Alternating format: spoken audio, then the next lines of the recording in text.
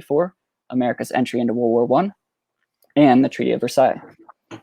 Of course, our author this evening is the one and only Elizabeth Shackelford. She was a career diplomat in the U.S. State Department until December 2017.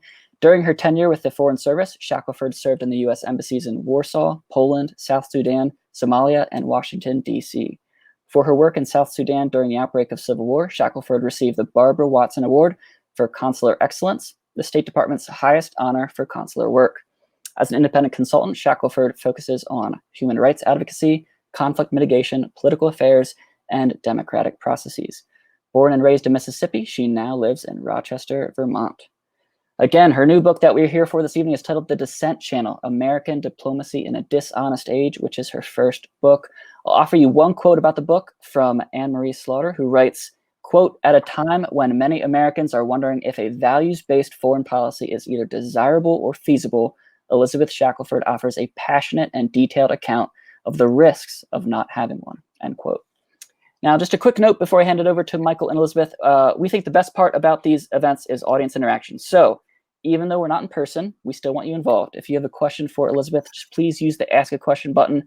Again, it's right below my face to submit your question. You can also upvote your favorite questions to make sure they get asked. So get those questions in. Now, without further ado, please join me in welcoming onto the screen Michael Neiberg and Elizabeth Shackelford. Thanks, Alex. I know we're all looking forward to getting back to the Midtown Scholar, but until that's possible, we'll make do with all of this. It's great to be with you, Elizabeth. Great to be talking about your book, which is fantastic. I really loved reading it. I want to start by setting the stage a little bit. Most of the book takes place in South Sudan, which was created in 2011 from the states of the southern part of Sudan, obviously, which are mostly Christian, which separated from the mostly Muslim north in a referendum that was overwhelming, had international support, a peaceful process of separation. That occurred in 2011. South Sudan is still the most recent member of the United Nations, if you will. And that whole process had bipartisan American support, both Republicans and Democrats. No controversy, easy, really in historical perspective, really a very easy process, which is going to go very bad very quickly, but it looked like things were going to go well. And you had two quotations early in the book that I want to call to everyone's attention and I want to ask you about. The first is you said this was an opportunity to do nation building from square one. And you also wrote that history and the present just weren't adding up. So I want to start by asking you why you wanted to go to South Sudan, because this was, in fact, your decision to go there. And tell us a little bit of what you saw when you first showed up. Sure. Well, thank you so much for being here to join this conversation. I'm really excited to be here. And that's a great question to start with, because it's a big part of the book is frankly, my naivete when I showed up in the Foreign Service and in Juba in particular. I joined the Foreign Service only less than a year ahead of South Sudan's independence. I wouldn't be serving there for another couple of years, but I was in my orientation class with everyone else in my class, and we were chatting about, well, what would be your dream post? And I remember telling my colleagues, South Sudan, I want to go to Juba. It's the newest country in the world. It's on its way to building this vibrant democracy, and this is a country that the United States has really helped tremendously in its effort to gain independence. And it just seemed like an opportunity to do what I thought the American Foreign Service and American foreign policy was about, which is promoting democracy and great things overseas.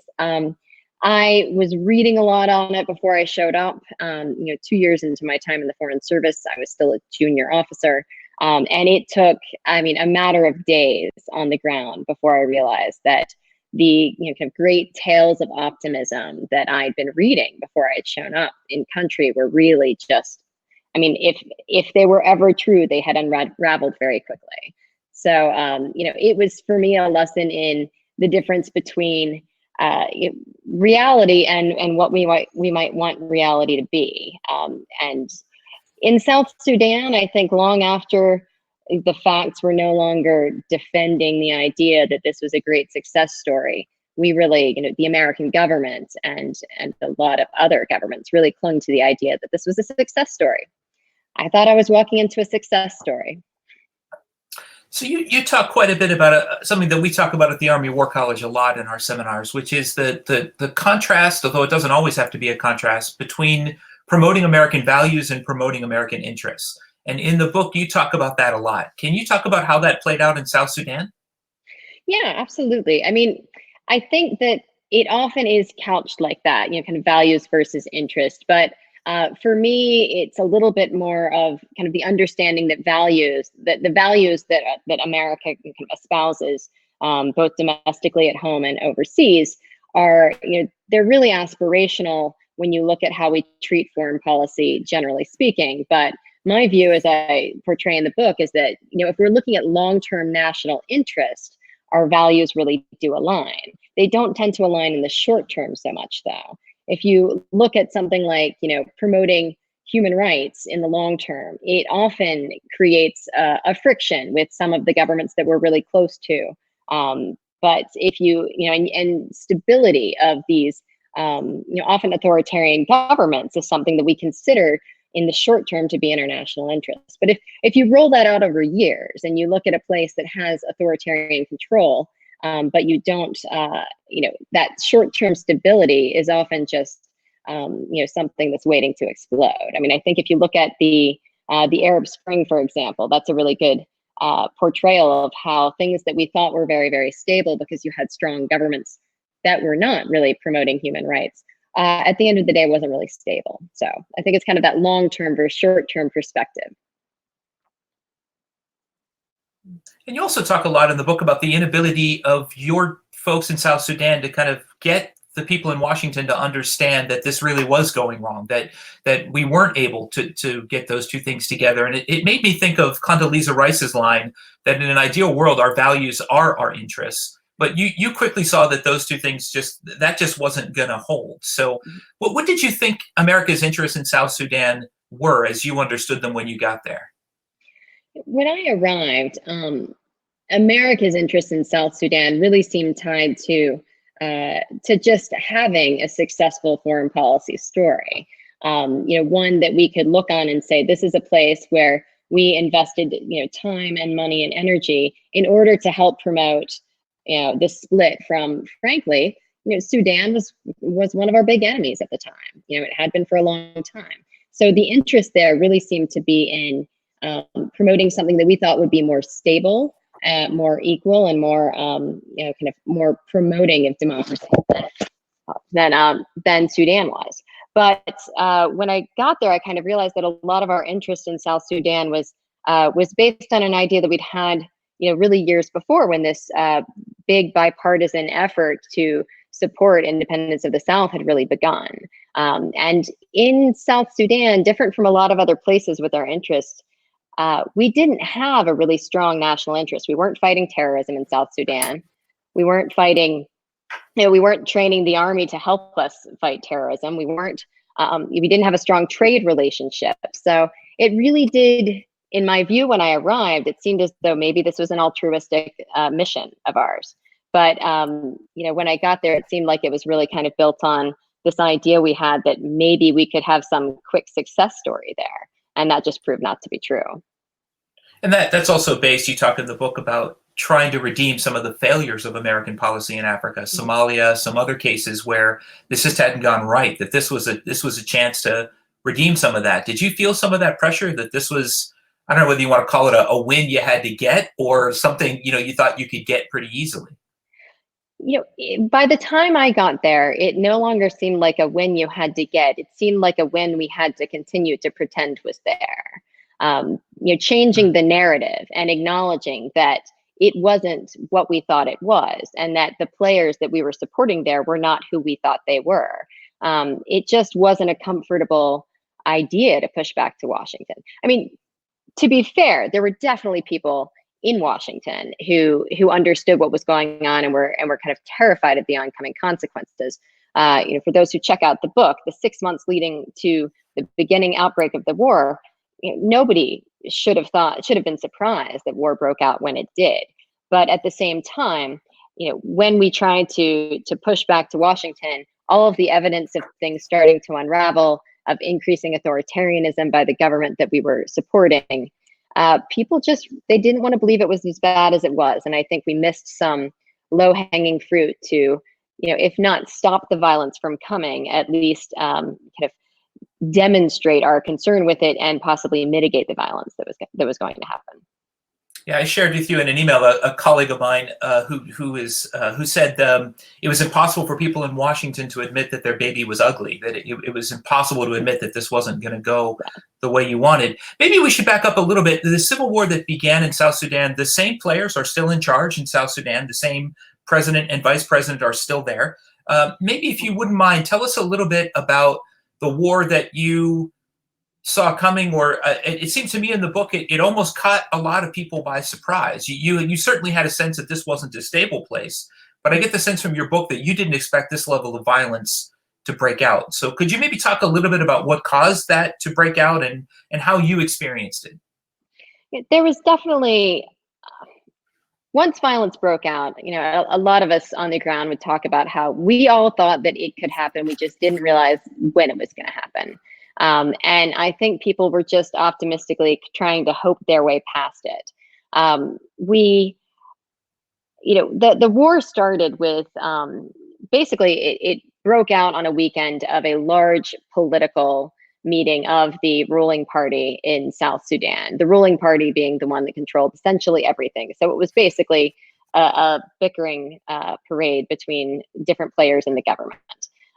You had seen a split between the former vice president, he'd already been sacked at the time, Riek Machar, and the president of the country. And different parties were lining up with different sides of that. But for a long time, you saw that it could have been something negotiated politically. It should have been something negotiated politically.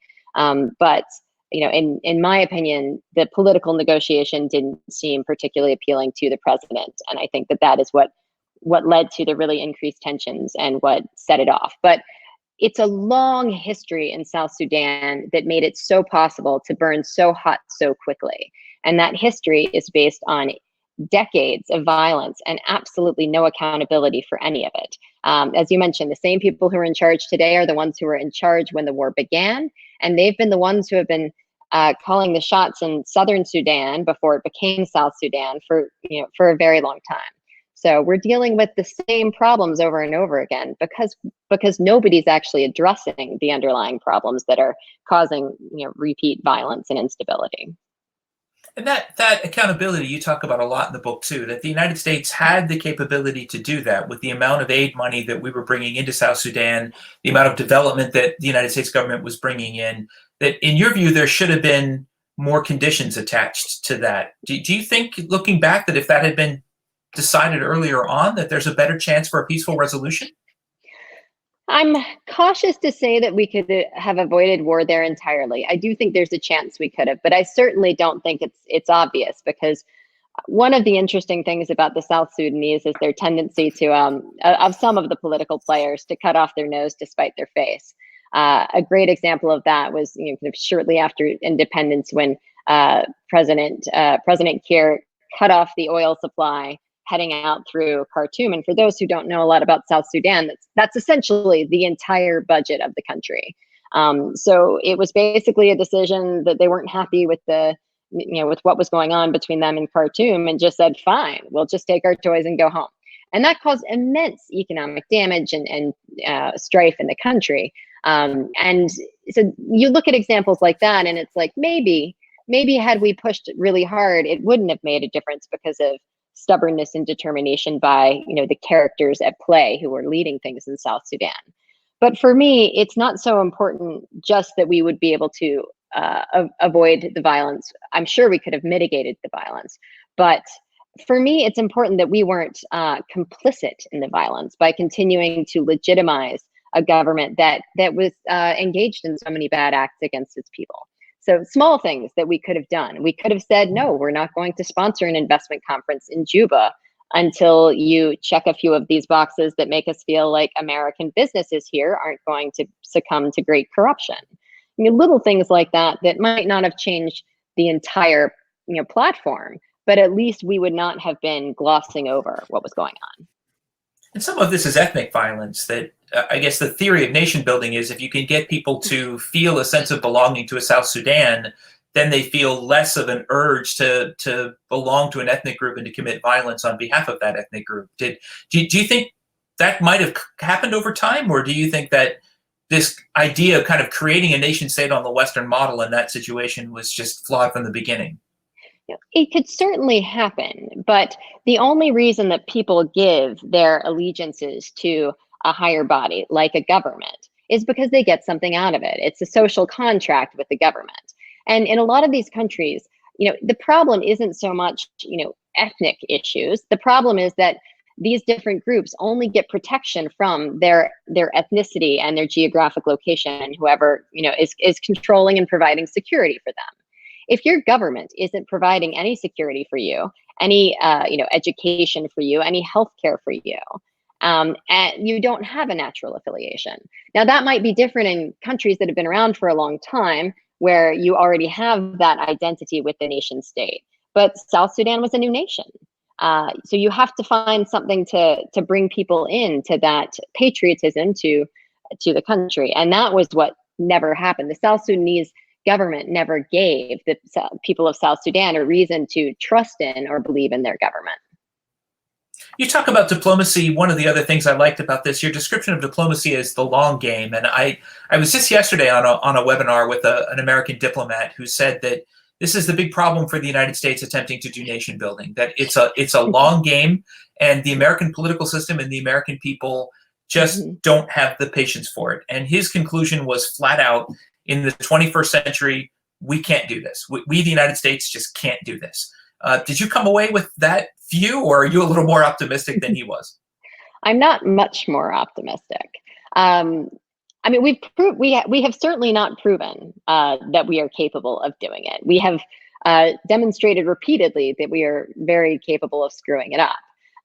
You can pour a lot of money into different countries, trying to build them to look like a democracy in our vision.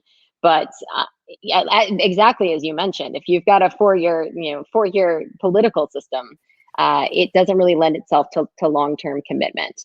Now, that said, do I think that we should completely turn our backs on it? No, but I do believe that we should probably focus more on rewarding and benefiting places that are stable and equal and follow the rule of law, and do that not for altruistic reasons, but because those places are stable and good places for us to trade with and to work with on multinational issues. I think that we do have a finite amount of aid and diplomatic currency to use, so we should focus on the things that we can get right. And at a very bare minimum, we should follow the first do no harm rule. Until we find some magical solution for nation building that is a different approach than the failed one that we have tried so far, I certainly would recommend that we try it again. We can reward and benefit and reinforce actions that nation states and other communities take that we think are stable and prosperous and will help them to benefit the global community. But I don't think we should go in and try and rebuild places from scratch, because we don't know how to do that. Yeah. So before the sand starts to run more out of the hourglass, I want to get to two parts of the book that I thought were just fantastic and really, really gripping. One thing I love about this book is the kind of interweaving you have of the bigger story of South Sudan and your personal experiences there. And to me, at any rate, the most gripping part of the book, the part that I literally couldn't stop reading, here you are trying to be a human rights officer in the U.S. Embassy in Juba, South Sudan.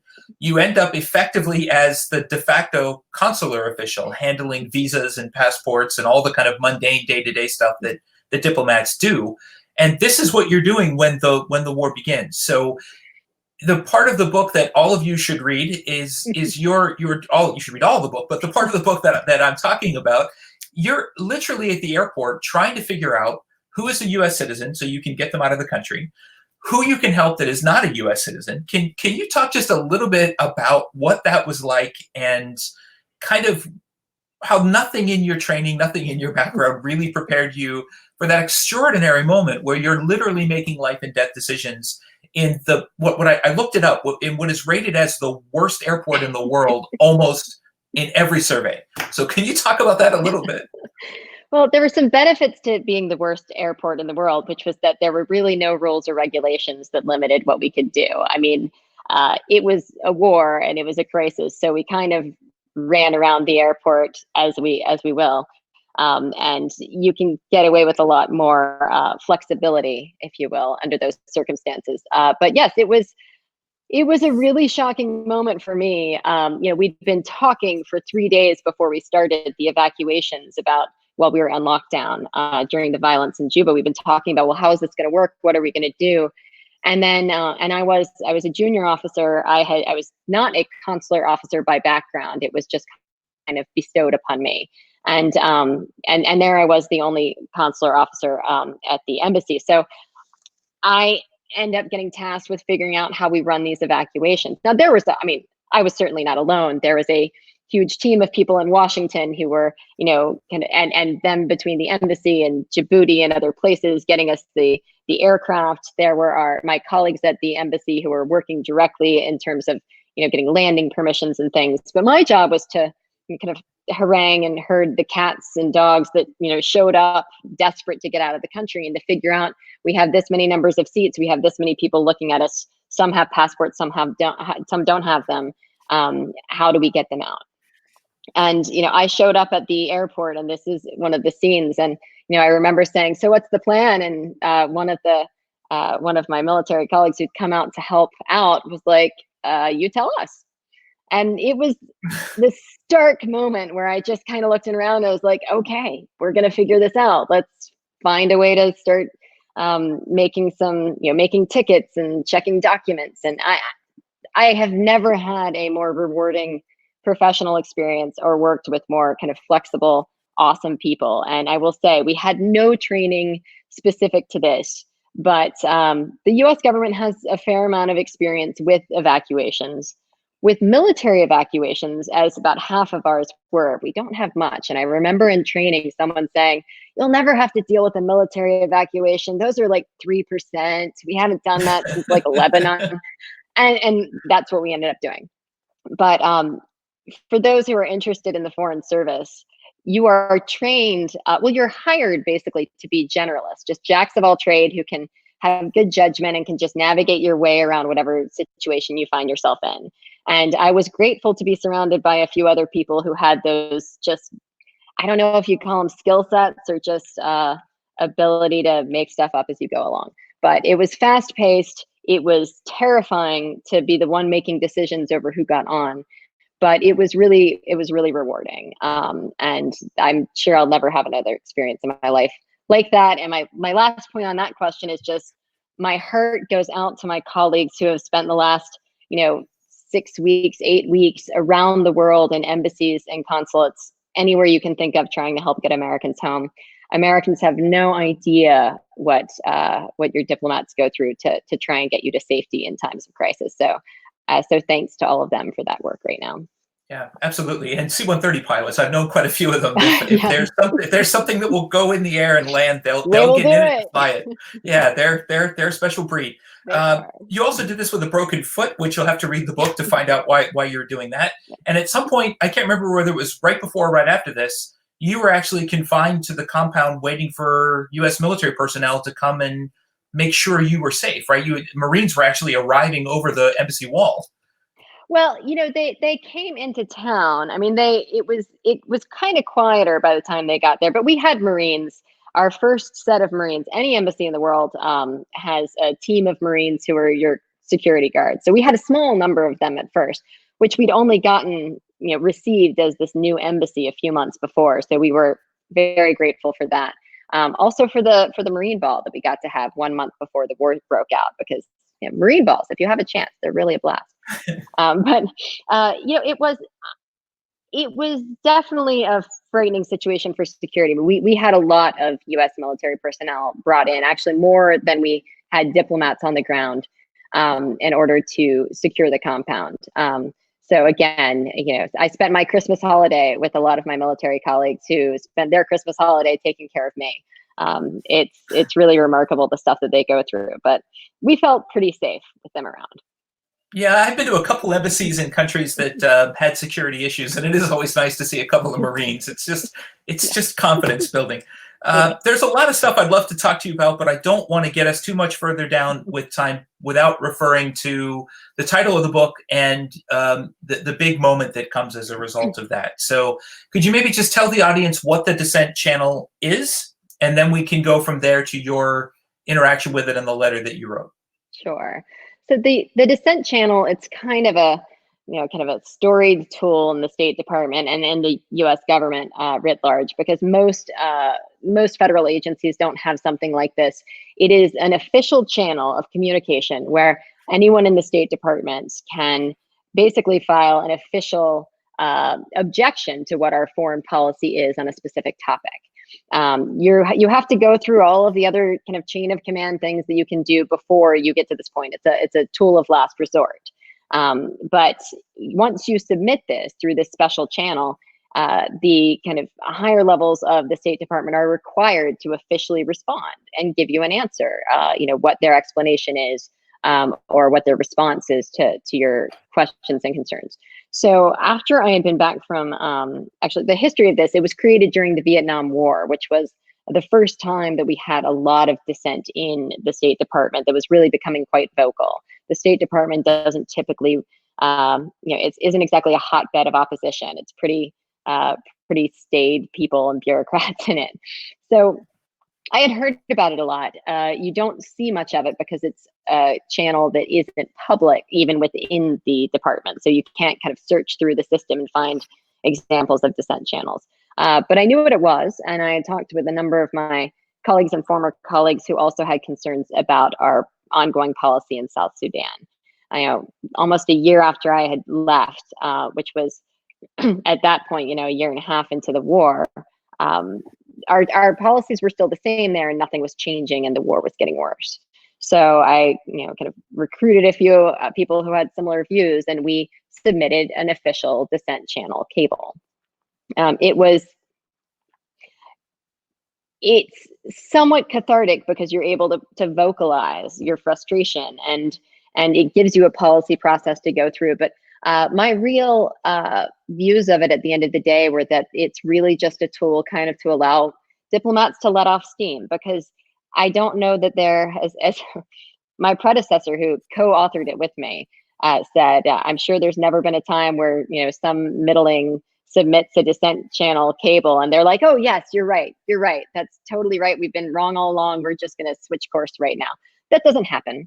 So, we shouldn't expect that. But it didn't seem like something that really did foster a conversation, which I think is what people believe it would be. And was that what finally set you on the road to resignation from the State Department? Was it that dissolution? It wasn't, because at that time that was a lesson that I took with me, because it would be a few years later, 2 years later when I would resign. But that lesson just stayed in the back of my head, that understanding that, even prior to the current administration, we didn't have a real way to readily change course in our foreign policy, and that it really seemed driven by inertia instead of a reflection on, what are the metrics we're judging success by, and should we change what we're doing. So that was in the back of my mind a few months into the Trump administration, when, a lot of you might have seen in the news, there was a Dissent Channel cable leaked on opposition to the Muslim travel ban. The year before that, there had been another one that was leaked to the press on, our policies in Syria. So, I saw these dissents coming out, and I remember, thinking to myself, well, I'm not sure that that's, you shouldn't leak it, because we have this tool in order to influence things on the inside. But if I know as well as anybody else that you're not going to be able to influence on the inside by speaking up vocally internally, then what hope really is there? And it was when I found myself talking to some colleagues who were asking me about whether they should sign some of these dissents, and I felt that was pretty futile. That was when I started to think about, really resigning, because I didn't see a way forward to change things from the inside. So did you think that your resignation letter would set you on this path to writing a book, or were you just ready to separate yourself from it and move on? No, I didn't really have a plan. It was death by a thousand cuts. Everybody asked me, was there one thing that made you resign? And there wasn't. It was a million small things, a handful of big things like the Muslim travel ban, and a few statements by Secretary Tillerson and others in the Trump administration about human rights. And a lot of it just didn't seem to comport with what my views were of what our policies should be. But at the end of the day, I mean, I resigned. I didn't even think about doing anything publicly until I looked through literally the bureaucratic checkbox of what you have to do to separate from the Foreign Service. And one of the things on the list was you have to write your resignation letter to the secretary. So I thought, cool, I'm going to write what I think to the secretary. And I just furiously typed it out, and I was so driven by it. And then when I finished it, I was like, oh, that's pretty well written. Maybe I should share that. So do you know, did Secretary Tillerson ever see this letter? Do you know? I doubt it. No idea. Might have in the press. Yeah, I mean, you send it back to your career development officer in a package of things. It's literally just a box checker. They send you a template for it, and it's like, dear Secretary blank, I am so privileged to have gotten to serve you, and I wish you all the best. And I was like, that's not what I'm gonna write. That's not what I'm doing. Yeah. So I want to ask you one more question, and it's a big one. And then I see we have a few questions here. We talk about this again at the Army War College a lot. How much of this desire to go in the world and do good things and do things that are clearly beyond our capability, how much of that do you think is changeable through policy? How much do you think is kind of rooted in the American structural, it's in our DNA? How much of this, in other words, if we have another administration, or when eventually presidencies change and administrations change and parties change, it doesn't seem to move the great ship of state all that much. Do you think some of this is just hardwired into the way we see the world, or do you think this is something we actually can change? That's a great question, because parts of me do see it hardwired into what is American.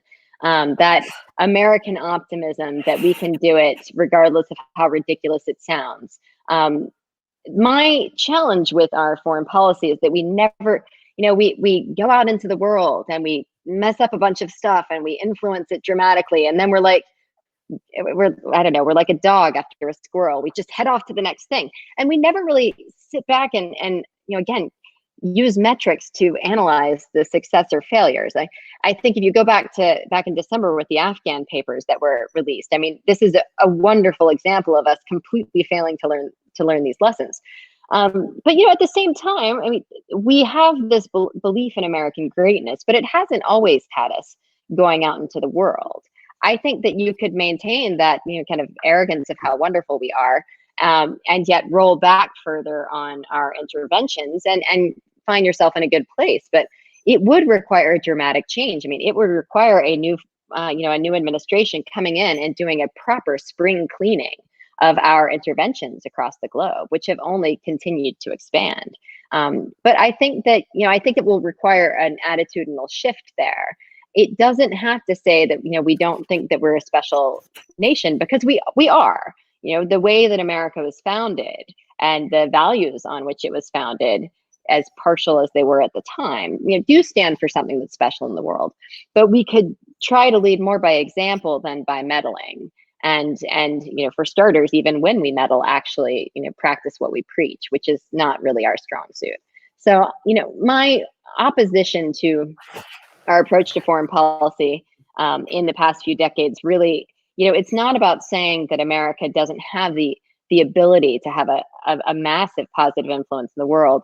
It's just that I think that we should be doing so far less by kind of, a massive footprint intervention, particularly on the military side. I just think that we should be reevaluating how we lead in the world. So we've got some questions here I want to get to. I have a French friend of mine who tells me Americans are the only people who could have ever put a man on the moon. They're also the only people who would have thought it was worth doing. And that's always kind of stuck in my head a little bit. So I'm going to ask my friend Larry's question from Philadelphia, because it gets to your last point.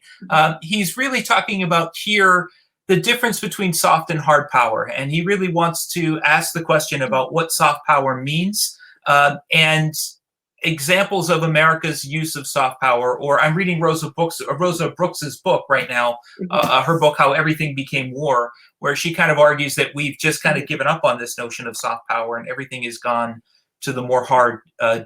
Do you have a response to that?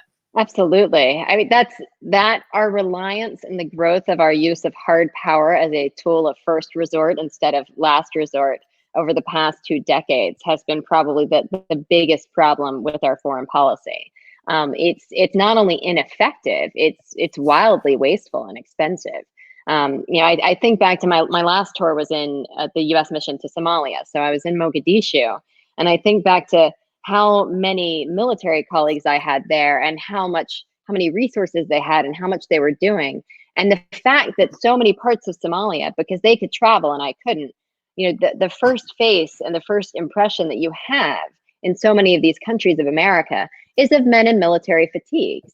It's of soldiers, which is of war.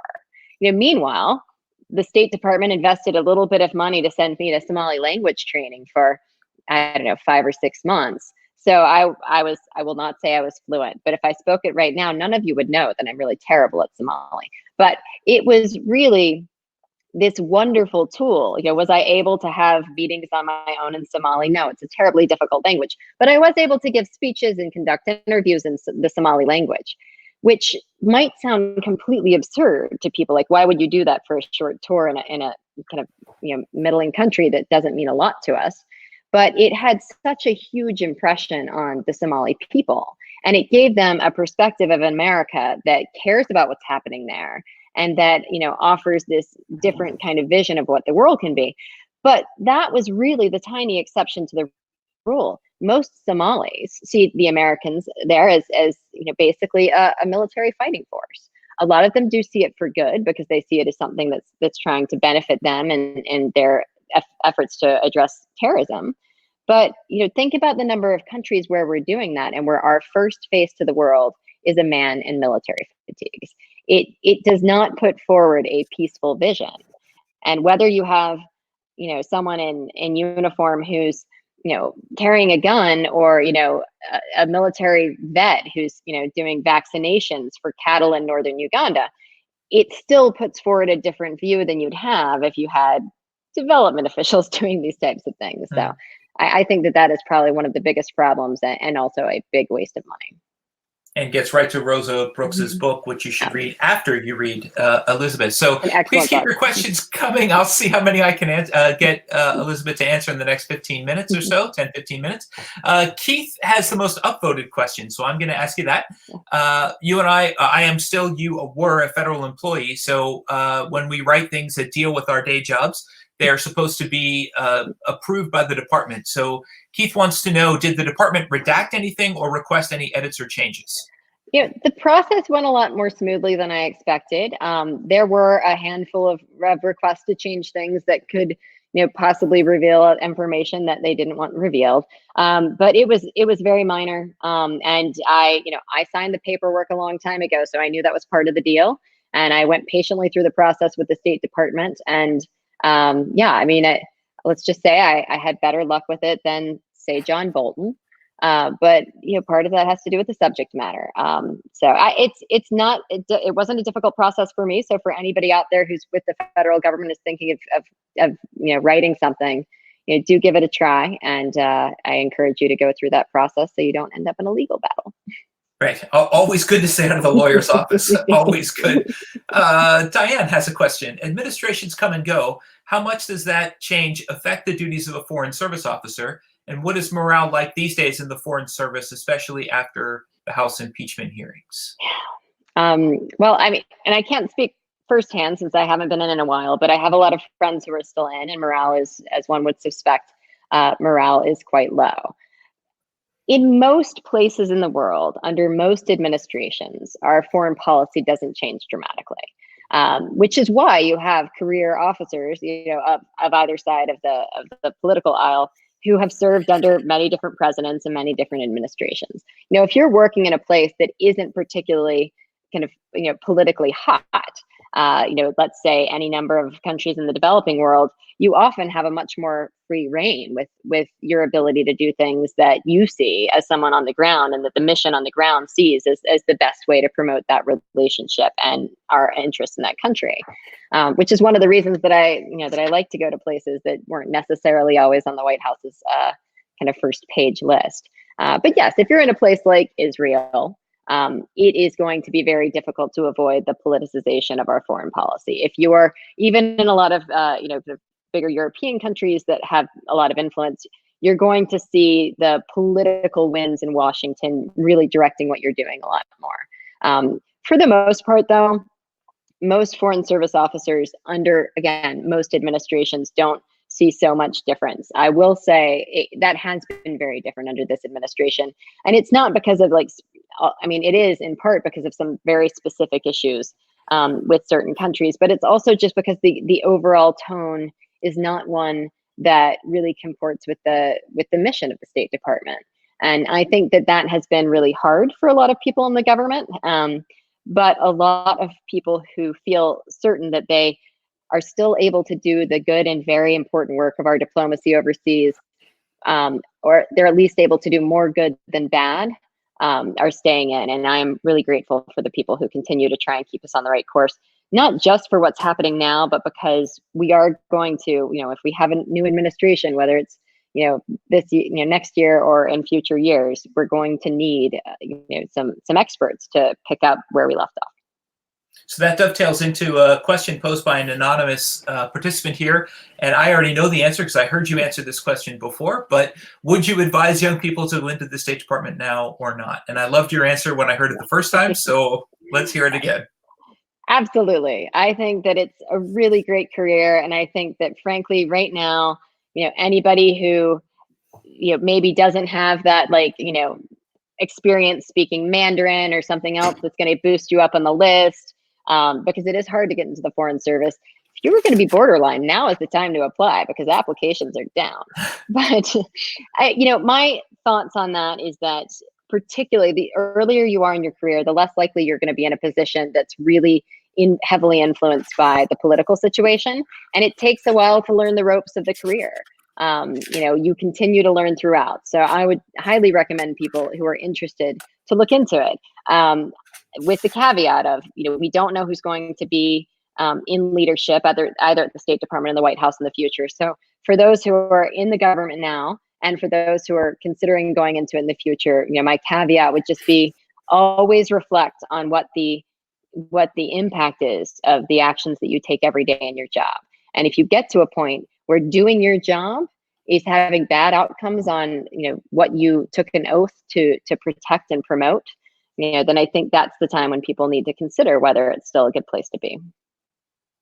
So I'd like to ask a question something else that came up in your book that I've seen in a number of the historical stuff that I've done. And you argued in your book about South Sudan, and I found it to be true, even of major foreign policy questions, that Americans just don't pay that much attention to foreign policy issues. We know from public opinion surveys and other hard data, they don't vote based on foreign policy issues for the most part.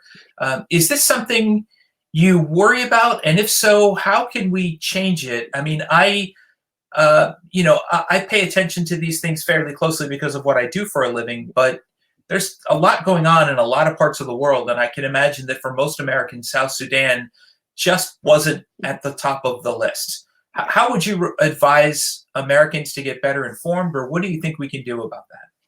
I think it's incredibly important to get Americans more invested in what we're doing overseas. And that is a foundational reason of why I wrote this book.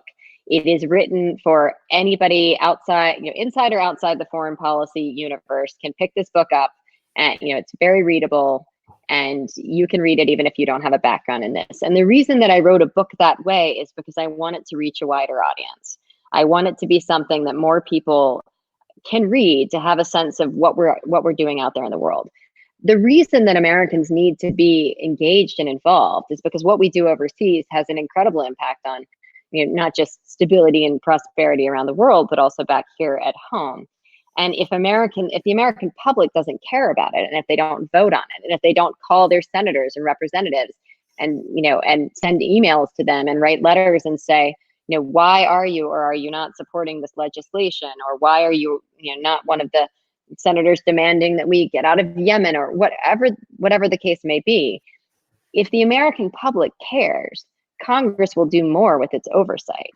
It's often said that foreign policy is an area where the executive branch and the president in particular has a lot of loose authority. But at the end of the day, there's a lot of oversight opportunity there as well. And for the most part, it's getting overlooked and has been. So I really encourage people to pay more attention to what we're doing. Look into issues that might pique your interest, and find out what your elected representatives are doing on those issues. Be vocal about it, because if you're not vocal about it, they won't be vocal about it either. So I'd like to end and turn it back over to Alex here in a bit, but I want to end on the fact that your experience was in South Sudan, which is a part of the world that most Americans just simply don't pay a lot of attention to. Africa in general, Americans don't pay particular attention to. I was just in Ethiopia just before all this travel crazy stuff began. I got 1,000 people asking me, well, why would you go there? What's the point of going there? What would you recommend for people that want to know more about Africa? Where are the best sources? What should you be doing to learn? I found I was interested in Niger most recently because of something we're doing here at the War College. I found literally 2 books on Niger that I could get my hands on. One of them through Midtown Scholar, so I'll throw that out to Alex. But how can people get better informed? What websites, Twitter, what do you use to follow what's going on in Africa? It's a great question, because you're absolutely right. With a lot of these countries, it's very hard to follow. I'm a big advocate and follow, Foreign Policy Magazine, which covers a lot of the issues that I'm more interested in. I pay attention to BBC News because I think that it covers more of what's going on than a lot of American places do. But I think that it's really critical to look out there and kind of dive deeper into those things. New York Times, Washington Post, all sorts of American outlets occasionally cover topics like this. But if you see something, do some Googling, try and dig down, and buy books on these issues if you are interested, because that's probably going to be the best way to learn enough to be able to find more. Yeah, it's a diverse and fascinating place that definitely repays more attention that you put into it. And I see Jesse Evans saying The Economist, which is absolutely another. Yes, The Economist. We do love The Economist. Elizabeth, thanks a lot. This has been a lot of fun. Thank you so much. I've enjoyed it. Yeah, I just want to say thank you, Michael. Thank you, Elizabeth. This was just incredible conversation. Thanks to all our viewers for coming out. The book is The Dissent Channel. Elizabeth, do you have it with you by any chance to hold it up to the camera? There we go. Okay, we got to see the cover. There it is. The Dissent Channel. Again, green button below, free shipping, media mail in the US. Button matches. Thanks again. Elizabeth, Michael, I'll give you the last word. Oh, just the only thing I would say for the last word is whenever this travel ban nonsense is over, please come to Carlisle and we'll get the Africa community of interest together and we'll get everyone together to talk about the book with them. I would love to, and I'm looking forward to talking about the book in person with just about anybody soon. All right. Thanks again. Stay safe, everyone. Thank you. See you guys.